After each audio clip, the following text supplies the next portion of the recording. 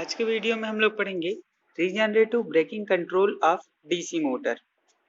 Regenerative braking के case में क्या होता है कि जो मोटर है वो एज अ जनरेटर की तरह कार्य करता है, ठीक है, तथा मोटर और लोड की काइनेटिक एनर्जी सोर्स को वापस कर दिया जाता है। तो इस समय जैसे हम लोग इक्वेशन पढ़ते हैं मोटरिंग मोड के लिए, तो जैसे आपका सिंपल डीसी मोटर है तो उसके लिए इक्वेशन होता है Vt is equals to Eb minus IaRa, है ना। तो इसमें से अब हम लोग Ia के लिए करंट का इक्वेशन निकालेंगे। तो इसका करंट का इक्वेशन बनता है Ia is equals to Vt minus Eb divide by Ra, ठीक है। तो इस केस में क्या होता है कि टर्मिनल वोल्टेज का जो वैल्यू है वो ज़्यादा होता है और Eb का जो वैल्यू है वो कम होता है, ठीक है। तो इस केस में मोटरिंग मोड के केस में आर्मेचर करंट का वैल्यू पॉजिटिव होता है क्योंकि Vt का जो वैल्यू है वो हर पॉजिटिव होता है, या फिर बोल सकते हैं कि Vt का जो वैल्यू है वो ज़्यादा होता है as compare to back EMF, ठीक है। तो रीजनरेटिव ब्रेकिंग के केस में क्या होगा कि रीजनरेटिव ब्रेकिंग में Eb का जो मान है, बैक ईएमएफ का जो मान है वो टर्मिनल वोल्टेज से अधिक हो जाता है। जब आपका बैक ईएमएफ का जो मान है वो टर्मिनल वोल्टेज से अधिक होगा, तो चूंकि बैक ईएमएफ का जो वैल्यू है इधर ऋणात्मक में है, इसलिए जो Ia का जो मान है वो किस में हो जाएगा, निगेटिव में हो जाएगा। तो इसका Ia का वैल्यू चेंज हो रहा है, मीन्स निगेटिव हो रहा है, तो उस केस में मोटर जो है ऐसा जनरेटर की तरह कार्य करने लग जाता है, ठीक है। सिंपल इसके डायग्राम में देखेंगे हम लोग, ये इसका ब्लॉक डायग्राम है। Regenerative braking of separately excited DC motor का ये ब्लॉक डायग्राम है।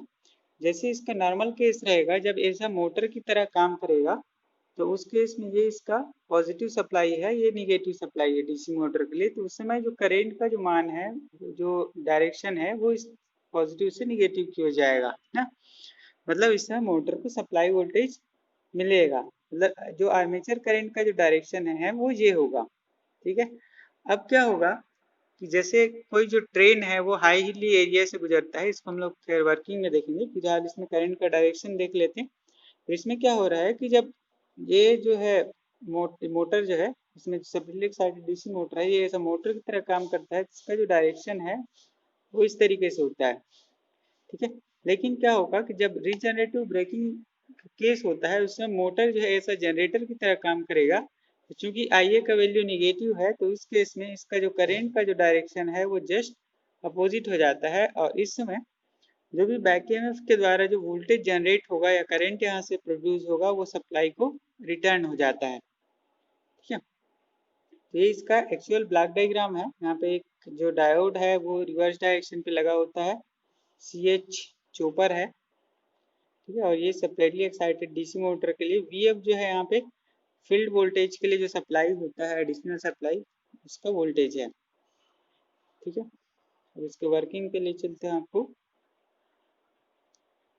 तो इसके वर्किंग में क्या होता है कि जब कोई ट्रेन जो है किसी हाई हिल एरिया से नीचे की ओर जाता है, ठीक है, जैसे कोई ट्रेन है वो बहुत अधिक ऊंचाई से नीचे की ओर जाता है, तो उस केस में क्या होगा, इसका जो बैक ईएमएफ का जो मान है वो बढ़ने लगता है। बैक ईएमएफ का मान बढ़ने लगता है क्योंकि जो ट्रेन है वो हाई स्पीड से नीचे की ओर आता है, तो जो व्हील है वो ऑटोमेटिकली घूमने लगता है, ठीक है। तो इसके कारण से क्या होगा कि इसका बैक ईएमएफ का जो मान है वो टर्मिनल वोल्टेज से अधिक हो जाता है, ठीक है। तो उस केस में क्या होगा कि करंट का वैल्यू निगेटिव हो जाएगा। और इस केस में यदि चॉपर जो है ऑन कंडीशन पे है तो उस केस में क्या होगा, यहाँ से जो भी सप्लाई जनरेट होगा वो चॉपर के थ्रू क्रॉस होगा, ठीक है। यदि चॉपर इस समय ऑन कंडीशन पे है तो चॉपर ऐसा शॉर्ट सर्किट बिहेव करेगा, तो उस समय यहाँ से जो भी आर्मेचर करंट डेवलप होगा इस जनरेटर के थ्रू वो जो है इस चॉपर से होते हुए यहाँ पे सर्कुलेट होगा। तो उस समय ये जो इंडक्टर है एल ये चार्ज हो जाता है, ठीक है। अब जब चॉपर का सेकंड पोजीशन आएगा कि जब चॉपर जो है ऑफ पोजीशन पे हो जाएगा, मतलब चॉपर ऑफ हो जाएगा, तो उस केस में सिर्फ ये जो डायरेक्शन है ये बच रहा है ना, Ia का वैल्यू जो है इस डायरेक्शन पे है अभी। जब चॉपर ऑफ कंडीशन पे होगा तो उस केस में क्या होगा कि जो इंडक्टर चार्ज है, जो चार्ज इंडक्टर है वो अपनी एनर्जी को रिलीज करेगा, साथ ही साथ जो बैक ईएमएफ का जो बैक ईएमएफ के कारण से जो आर्मेचर करंट डेवलप हो रहा है वो दोनों जो है एक डायरेक्शन पे मीन्स सप्लाई की ओर रिटर्न हो जाता है। ठीक है, तो इस तरीके से इसका जो वोल्टेज को हम लोग देखेंगे तो वोल्टेज तो जो है टर्मिनल वोल्टेज पॉजिटिव ही होता है, लेकिन जो करंट है आर्मेचर करंट का वैल्यू वो निगेटिव में होता है। मीन्स Vt जो है पॉजिटिव होगा और Ia का वैल्यू निगेटिव होगा। तो इसके लिए जब क्वाड्रेंट डायग्राम में देखेंगे तो इस कारण से इसका जो ऑपरेशन है वो सेकंड क्वाड्रेंट में आता है। ठीक है, तो ये सेकंड क्वाड्रेंट ऑपरेशन होता है यहाँ पे। तो इसका वर्किंग को एक बार डिटेल में पढ़ लेंगे, ये चीज लिखा हुआ है। ठीक है, तो इस केस में क्या हो रहा है, जब मोड 2 है सेकंड क्वाड्रेंट ऑपरेशन होगा तो Vt का मान धनात्मक है, Ia का मान ऋणात्मक है। ठीक है, तो जैसे आपका चोपर का एवरेज जो वोल्टेज है Vt इज इक्वल टू क्या होता है, अल्फा इंटू वी एस, है ना, T on divide by T into v S. यहाँ पे जो है इसका एवरेज वैल्यू जब निकालेंगे तो Vt is equal to 1 minus alpha divide by v s, है ना, ये इसका फर्स्ट इक्वेशन है। ऐसे ही जब जनरेटेड जो पावर होगा, जनरेटेड पावर इक्वल टू क्या होता है, Vt इंटू आई ए। ठीक है, तो यहाँ पे Vt का जो वैल्यू है 1 minus alpha into v S, और ये आई ए जो है यहाँ का है ना। तो फाइनली मोटर के द्वारा जो जनरेटेड ईएमएफ है इसका वैल्यू कितना हो जा रहा है, 1 minus alpha into v s plus I a R a. ये इसका वेव फॉर्म दिया हुआ है, इसको हम लोग देखेंगे ना। तो ये इसका एक्चुअल वेव फॉर्म है। तो इस केस में क्या हो रहा है कि आई ए का जो वैल्यू है वो कांस्टेंट है ना, आर्मेचर करंट ये जो है कॉन्स्टेंटली जा रहा है।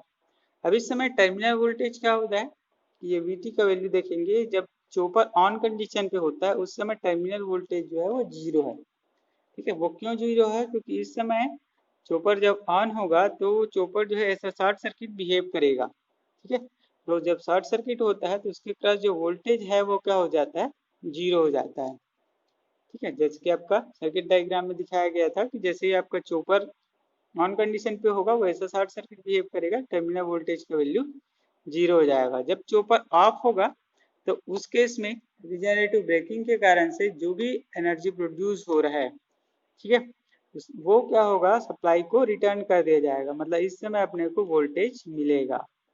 ठीक है, फिर से जब चोपर ऑन कंडीशन पे जाएगा तो फिर से आउटपुट वोल्टेज क्या हो जाएगा, जीरो हो जाएगा। तो जब चोपर ऑफ कंडीशन पे उसी केस में ही हमको टर्मिनल वोल्टेज मिल रहा है सेम, क्योंकि आपका वो टर्मिनल वोल्टेज मिल रहा है तो ऐसे ही आपका सोर्स करंट का वैल्यू भी होगा, है ना। ये जो है IT लिखा हुआ है ये थाइस्टर के क्रॉस है। तो ये इस केस में जब हम लोग इसका वोल्टेज मेजर करेंगे तो वो जब ऑफ होगा उस केस में ही दिखाएगा और ऑन कंडीशन पे ही ऑफ हो जाता है।